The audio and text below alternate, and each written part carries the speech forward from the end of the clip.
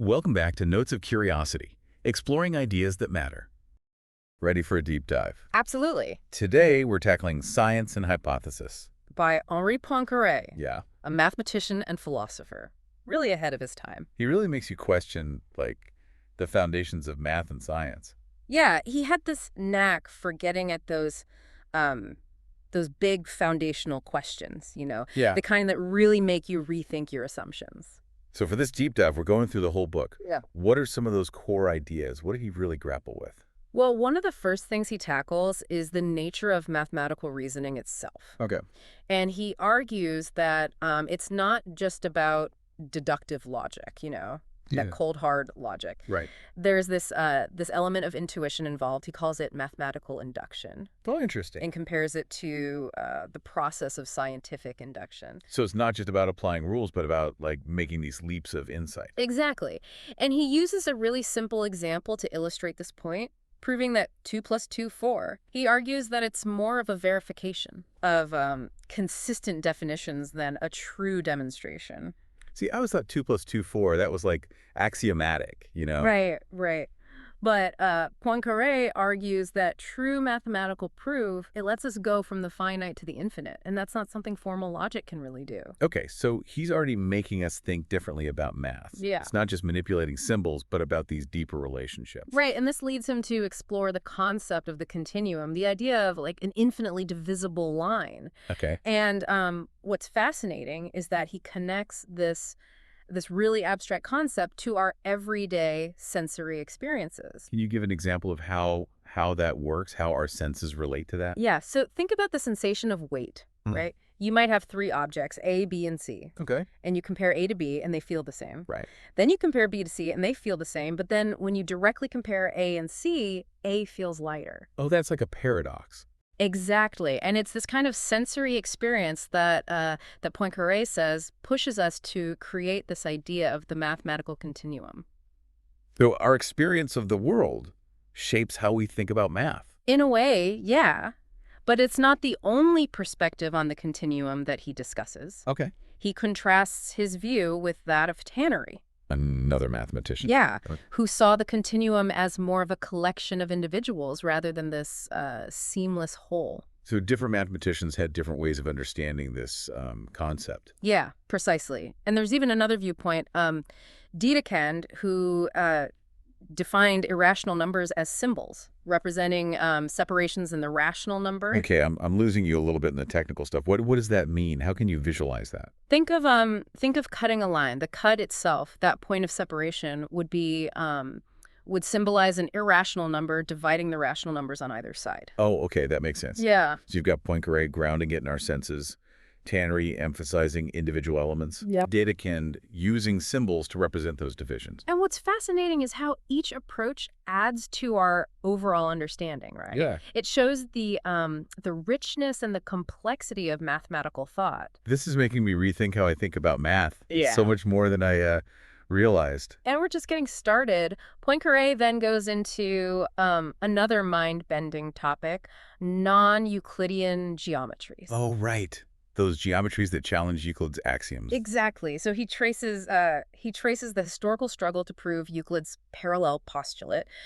For centuries, mathematicians tried to demonstrate that only one line could be drawn through a given point parallel to another line. Okay. And then Lobachevsky and Bolyai, they came along and showed it was impossible. So did they just throw out geometry altogether? No. Instead, they developed their own geometry. Really? Yeah. So Lobachevskian geometry says you can have multiple parallel lines through a given point, while Riemannian geometry says you can have none.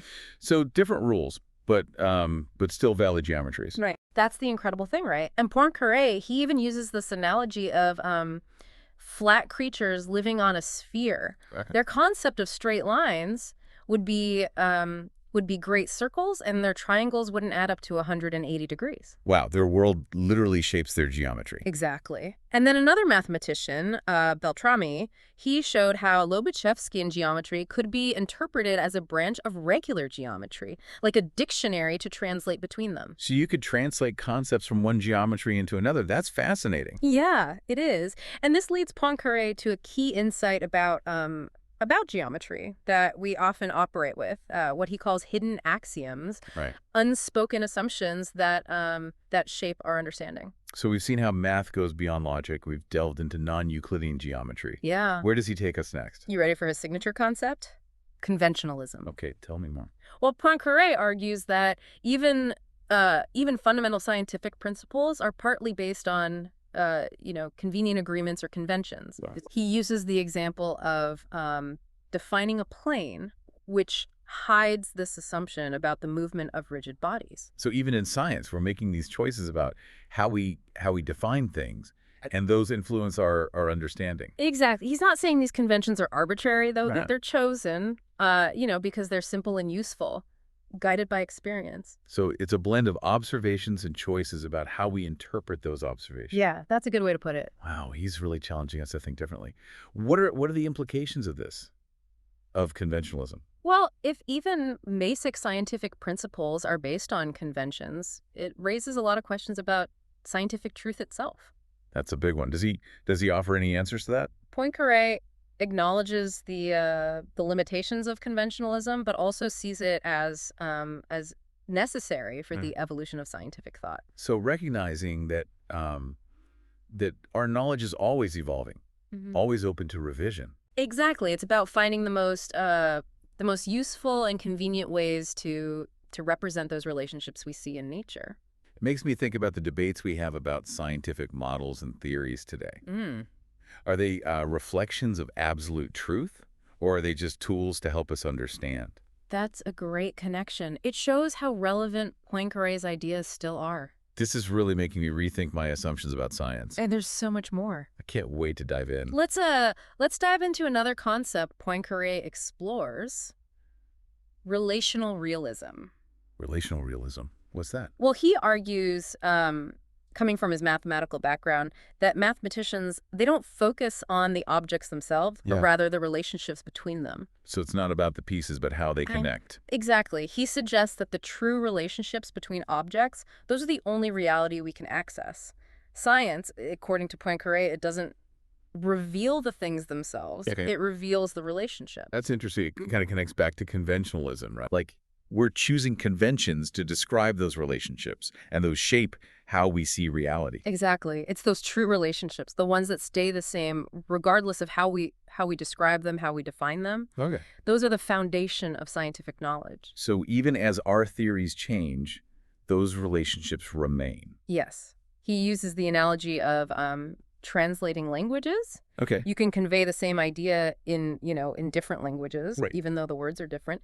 Similarly, different scientific theories might use different terms, different concepts, but they can still express those same underlying truths about the relationships between things. That's a helpful way to think about it. It's like science is about finding better ways to translate those truths. And those translations often involve simplifying complex ideas, making them, more elegant, more harmonious.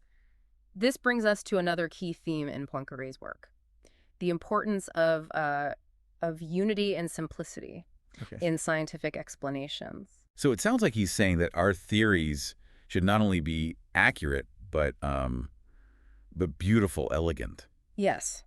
He sees beauty and simplicity as hallmarks of truth.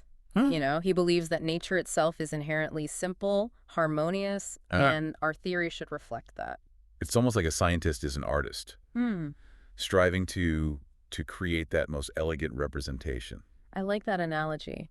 Poincaré doesn't just focus on the what of science, but also the how. He's a big advocate for scientific rationalism, emphasizing the interplay between experiment and theory. Okay, so he's not saying we can just theorize our way to truth. No, not at all. He acknowledges that experiment, that's the ultimate source of truth. Right. But he stresses the role of mathematical physics in shaping our understanding. Okay, so how does that relationship work between experiment and theory? According to Poincaré, observation alone isn't enough. We got to use those observations to make generalizations. Okay. To construct theories that explain the patterns we see. But those theories, they got to be tested rigorously and refined through more experimentation. It's like this constant dance, right? Yeah. Back and forth. And Poincaré even touches upon this idea that that would become really central to the philosophy of science. That we can't really conduct experiments without some preconceived notions, Yeah. some hypotheses, to guide us. So we're not passively observing, but actively looking for evidence, Precisely. And this is where hypotheses become so crucial. like the title of the book. Exactly. Wow. He argues that scientists can't make progress without them. They're essential for guiding research, for helping us make sense of things. So how does he define a hypothesis? Well, he actually divides them into three categories. Okay.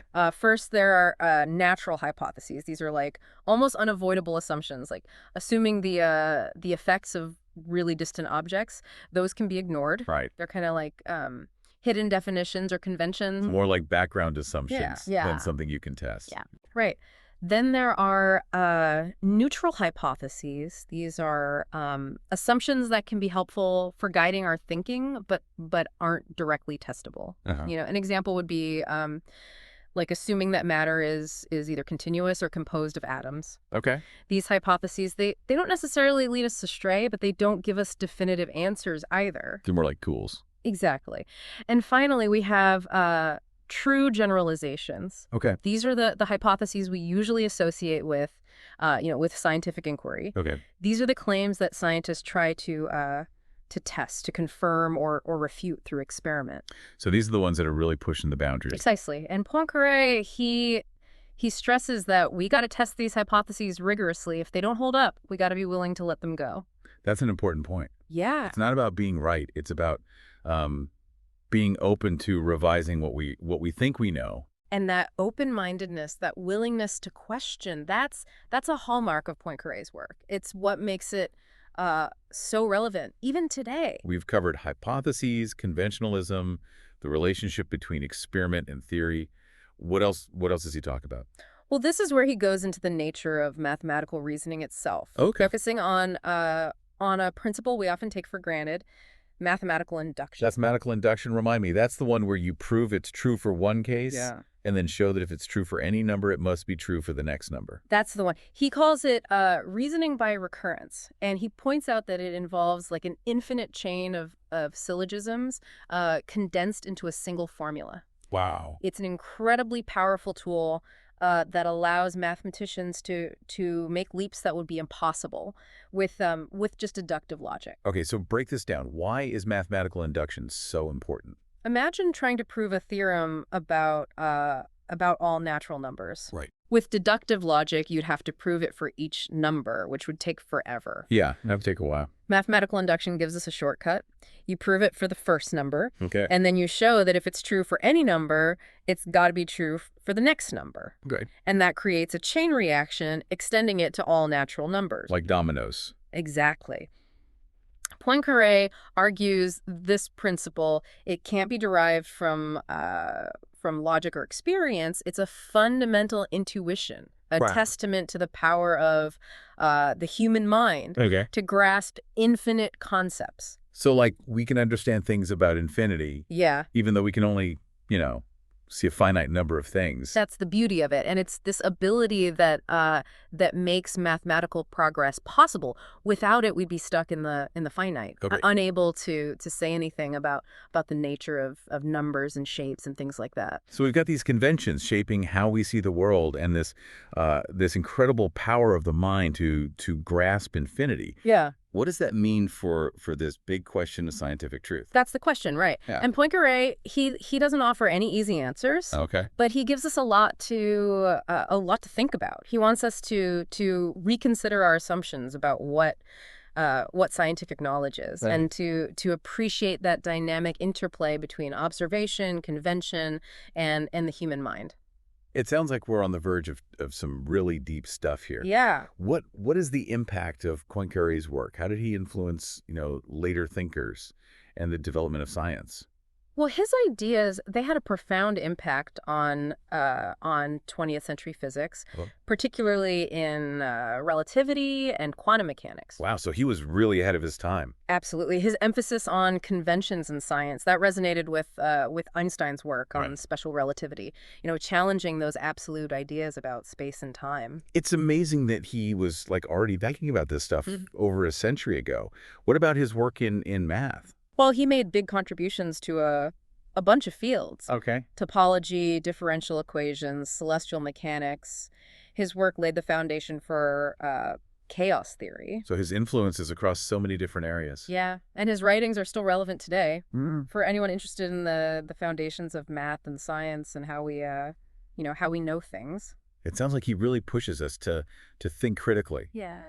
This deep dive has definitely changed how I think about these things. I'm glad to hear it. I'm eager to hear your final thoughts. It's really been a journey, through Poincaré's mind It has, exploring all these interconnected ideas. about math, science, knowledge itself. Science and hypothesis. Yeah. It's such a captivating work. It really makes you re-examine your assumptions. One thing that really struck me was how he emphasizes intuition and imagination, not just in science, but in math too. Absolutely. It's not just logic, but about making those leaps of insight, connecting ideas, seeing patterns. It's like he's saying that science isn't just about the facts. Right. It's about a certain mindset, approaching the world with curiosity, questioning everything. Precisely. That mindset, that's essential for scientific progress. Yeah. Poincaré reminds us that what we know, it's always provisional. Okay. Always open to revision. So it's not about dogma. It's about embracing that our understanding is always evolving. Exactly. And this leads to one of the most thought-provoking questions in the book. Yeah. If even our most fundamental scientific principles are based on conventions, on choices we make, what does that tell us about the limits of what we can know? That's a big one. It is. Can we ever really know those things in themselves? Right. Or are we stuck with just relationships and interpretations? Does he have an answer? Poincaré doesn't offer easy answers, but Right. he encourages us to grapple with those questions. Yeah. He acknowledges the limitations, but also celebrates the progress we've made. It's approaching science with humility, Yeah. but also wonder, Yeah. knowing there's always more to discover. And that's what makes this book so timeless, so inspiring. It is. It's a call to keep exploring, to keep pushing the boundaries, to keep asking those big questions. Absolutely. This deep dive has given me so much to think about. Me too. It's been a pleasure exploring these ideas with you. And with you, the listener. If you're intrigued by what we discussed, Yeah. I highly recommend checking out Science and Hypothesis yourself. It's a challenging read, It is. but so rewarding. It might just change how you see the world. One last thought for you as you explore Poincaré. If our understanding is shaped by those conventions, by those choices, what responsibility do we have as scientists, as citizens, to make sure those choices are grounded in reason, in evidence, in a pursuit of truth? That's a powerful question. It really highlights the importance of critical thinking, being honest, and having these thoughtful conversations about what we know and what we can know. Exactly. And on that note, we'll leave you to ponder these ideas. Until next time, keep exploring ideas that matter.